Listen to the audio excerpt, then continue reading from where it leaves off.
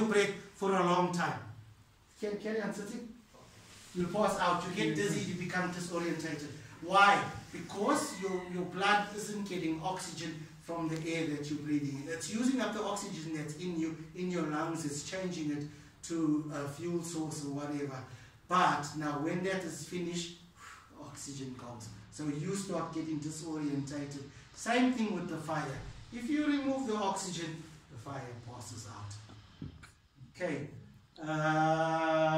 Examples of a heat. A heat is generated. You can get heat. I'll talk about that more. Causes of fire. All right. Yeah, but so basically, this is what we've got when we say a fire is a fire is a fire. Yes, every fire has to have something burning, has to have heat, and it has to have oxygen. If you take one thing out, we've got oxygen. We've got our fuel source, which is heat. We've got our fire in the middle. Here we go. As soon as I remove the fuel, so I take the paper away, the fire collapses, it burns. I do exactly the same thing. If I take away the oxygen, it will collapse again. I can just change it, but that is just a little practical circumstance to show you that every fire needs that. Right, we're going to go to everything everybody understands so far? No big words, tetrahedron, what do you mean by that? Hazard, having the potential, situation, circumstance, condition, having the potential to cause harm, damage, or injury, harm or injury to people, damage to property. An example of hazards pertaining to a fire: heat, you can get burnt; smoke generated from the fire, polaris fubu, can impair your breathing, impair your vision, can't see where you're going. There's an explosion. If it's in a container, the container builds up pressure, it bursts, it's explosion, or the structural failure. Okay, radio. Causes of fire. What causes a fire? This is where you all get involved.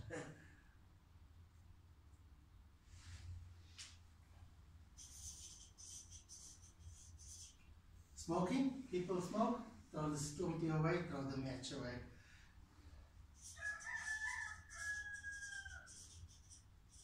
Electricity. If your wires have been damaged and they touch, it's called arcing. Your negative and your positive arc, or your live and your neutral arc. It causes a spark. The spark now jumps onto the paper or the grass, and it catches a light electricity.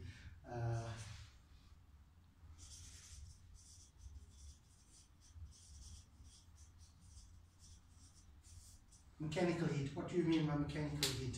The best example of that is brakes in a car. Your car is turning, you got your disc that's turning, or your drum that's turning. In order to activate, you want the car to slow down, you press your brakes. Your brakes send a message to your hydraulic fuel, your brake fluid, or your hydraulic fluid cylinder. The cylinder then now puts pressure, the fluid puts pressure onto the pads, and the pads push against the drum, the disc, or they push outwards against the drum.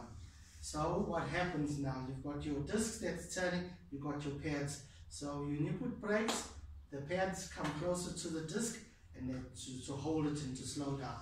What's happening now? Friction, they start to rub against one another. That's mechanical heat. It's caused by friction. The brake pads are on the disc and it's rubbing it out. We were coming down, we were going up to Johannesburg.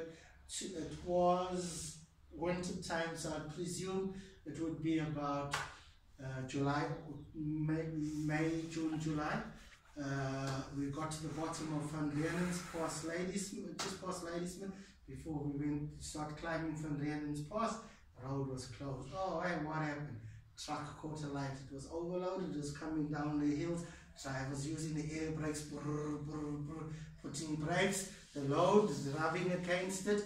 The heat from that went onto the tires, and obviously this one wasn't probably serviced properly, so there was all oil and everything on it that ignited. The load went onto the load bay as he was carrying, because he's driving and he can't see that until the fire got big that my truck is burning to stop on the side of the road from frictional heat. It's an easy example of frictional heat. Winter time, you rub your hands together, your hands get warm. Okay, mechanical heat, electrical heat, chemicals. Yes, chemicals cause fire. Certain, you get like chemicals and dislike chemicals. Now this is now if you're going to class to study this. For example, if you take HDH from a swimming pool and you add brake fluid to that, it generates heat and starts smoking. So there's a lot of different chemical reactions, but now that will take the whole afternoon to explain that. But what I'm saying is certain chemicals, when you mix them together, they're friends. Certain are enemies, para, war, and that's when you get, it generates heat. Remember, heat is an element of the fire. It's not starting a flash point or like you're arcing over a spark, but the heat increases so that whatever catches can catch a light and ignite. Okay, chemicals, electricity, smoking, that's about it. A lot of all that pertains to basically, I'm trying to word this right, a lot of, yes, okay, a lot of all these electricity, chemical, mechanical heat is all caused by man. You don't get a cow or a goat smoking.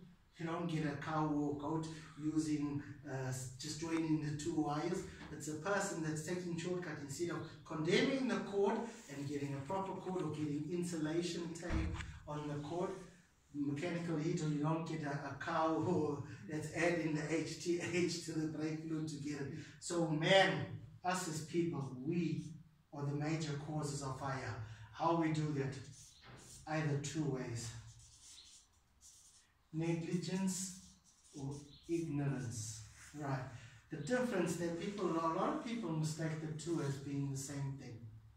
Negligence is, if you walk outside here, just to where my Bakkies Park, you'll see there's two signs on that little, if I can call it, the small house there, that will tell you no smoking. So negligence, I see the warning, don't smoke, don't do this. I neglect to take heed of that warning. I'll still do it anyway.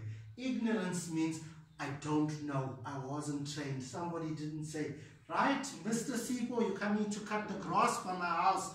This is a 2-stroke weed eater. This takes oil into there. But remember, the oil doesn't just burn, it's got a spark plug. The spark is going to burn the thing. So when you're filling your weed eater, make sure it is off or it is cold enough before, because the heat from the engine and petrol added to it, we got a fire. That is ignorance. Nobody told him. I don't know any better. Negligence, I know, but tata my chance, I don't worry. And by those two actions, in anything pertaining to this, we will have a fire, that's guaranteed. Because we are people. Understood? Questions? Okay, yeah. We've gone now, here's my, I like to say, this is my roadmap. We've discussed hazards to dangers, we've discussed elements, heat, fuel, oxygen. We've discussed causes of a fire, what causes electrical, grinding, angle grinding, I'm cutting with a grinder. If I'm negligent to check what's around me to say, hey, this is thin as it will burn, let me move it to somewhere else. That's negligence. I cut with the grinder, makes a spark, whoop, the spark is burning. So, that is part of negligence as well, alright? As a cause of a fire. Who causes it? Us as people. Alrighty, we're going to move on now to classes of fire.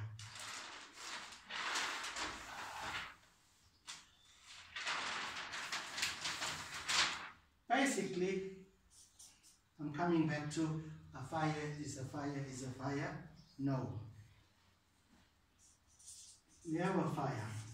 Right. Now the best way to know how to put a fire out is to know what a fire is. Like we're taking one step back. What is a fire? A fire has to have heat, it has to have a fuel source and it has to have oxygen. Right, we've got all that. But what is burning? It can be either solids, liquids, or gases. So now is a solid fire the same as a gaseous fire or liquid fire? This is where we explain now. The clever people, the intelligent people decided we'll take fire, although it's one thing, we're going to put it into different boxes called classes of fire, because each fire is a fire. No, they're not the same. Alright, we have class A, class B, class C, class D, and a class F. Why they jumped E, I can't answer that. Alright, a class A fire is anything to do with wood, paper, plastics, rubber, textiles, anything solid that leaves a black residue. Okay, your class B, they've joined this, liquids plus gas. That causes it. Your class C fire contains you a fire being started with electricity, meaning it was caused by electricity, or in a substation there's live electricity around you. So you treat that fire differently. A class D fire is your molten, M-O-L-T-E-N, molten metals. It's aluminium, where they smelt the aluminium into a liquid form to pour it into a mold. That's a molten metal. Example of a molten metal is it's similar thing. It's like a volcano where it's rock, but it's in the form of a red river running down the bank. And your class F fire is your cooking oils and your frying fat, helios and all that. That's a class F fire. Okay. When we go to elements or extinguishing agents, this is very important. It explains what you do. Questions so far? I'd like to add right here and right now. We spoke about electricity starting the fire. For example, if it's a gas fire, let's picture we're in the kitchen. You'll use the gas burners? Yes. Yes. You've got a gas burner, you're in the kitchen. So immediately we're treating a class B fire because there's gas burning. But as soon as we stop, we close the gas cylinder, or if it's got 9 times out of 10, it'll have an emergency cutoff. So you've got your big cylinders, they're all running like water from a reservoir to the tap. Your burner is the tap, so it's coming from the dam, it's running along the pipe, you use it, etc. Emergency. If there's a problem, you press the button, it stops the shuttle, emergency shuttle. So now we're not dealing with a class B fire, we're dealing with the class A fire, because what's burning? The plastic around it, the cooking table that's burning, the curtains. So it becomes a BA fire. It started by gas that caused it, or something like that. Now it's a BA fire. Electrical. Once the electricity stops, 9 times out of 10, if there's a short with the electricity, it drops a circuit breaker. So it's not, theoretically, it doesn't become a class C fire anymore. It's a CA fire. Because now it's a computer. Hey, you have a computer here? Oops, the computer gets electricity, computer. But what's burning? The plastic from the monitor, the wood from the desk. So it's a CA fire. But we just say A, B, C. We don't get technical to say CA or BA or DA or FA, etc. But in generalization, because this is a basic course. Okay. I want to go back one step back to this boy here. It's important where I'm leading with the class. Remember we spoke about classes of fire, right? Now here, is it possible, do you all think?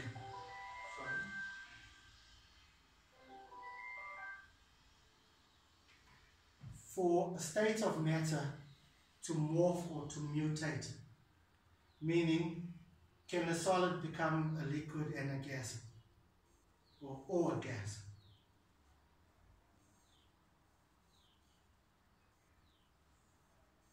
Yes. Solid. Let's take water. Water is liquid. Ah. Right, it's flowing. You open the tap, it's water. You decrease the temperature, it becomes a solid. It's ice, it's hard. I'll take it, I can throw it at you, or I can carry it. So it's changing from a liquid to a gas. If I add heat to it, it starts boiling. It produces vapor. Vapor is the general term for gas. Okay, this is very important. Why? Because of this boy here. Plastic. When you add heat to high volumes of plastic, the plastic starts to melt. I don't know.